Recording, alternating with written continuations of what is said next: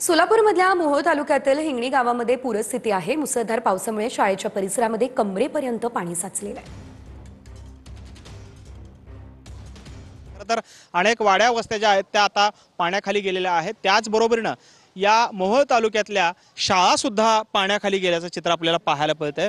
खरं तर आपण आता आहोत मोहोळ तालुक्यातल्या राम हिंगणी या गावामध्ये आणि आपण पाहतोय समोरच्या दिशेला हे अंगणवाडी जे आहे ती अंगणवाडी आता पूर्णतः पाण्यामध्ये बुडाल्याचं चित्र आपल्याला पाहायला मिळतंय।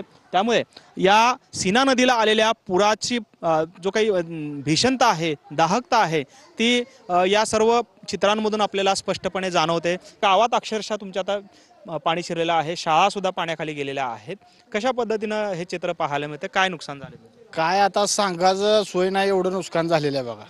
आता हे नुकसान भरूनच निघत नाही आणि कोण भरून देऊ बी शकत नाही, असं नुकसान झालेलं आहे। 8-10 दिवस झालं लोक तुम्हाला सांगतो ह्या झेडपी शाळेमध्ये बसून आहे ते, आता तिथं सुद्धा पाणी आलेलं आहे आणि कुठला सरकारी यंत्रणा नाही, कुठली सरकारी टीम नाही, खायची व्यवस्था नाही। आम्ही कसं गावकरी कसं तर आपले 4-2 लोक मिळून ह्यांना खाण्यापिण्याची सोय करतोय। आणि बरंच शाळेत आता बघताय तुम्ही सगळं पाणी शाळेमध्ये घुसलेलं आहे।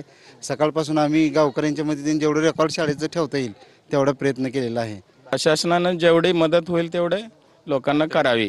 त्यामुळे एकंदरीतच भीषण परिस्थिती जी आहे ती या सीनाकाठच्या सर्वच गावांमध्ये असेल, सर्वच वाड्या वस्त्यांवरती जे आहे ते आपल्याला पाहायला मिळते। कॅमेरामन विनोद नाबादकरसह सागर सुरवसे, TV9 मराठी, राम हिंगणी, मोहोळ, सोलापूर।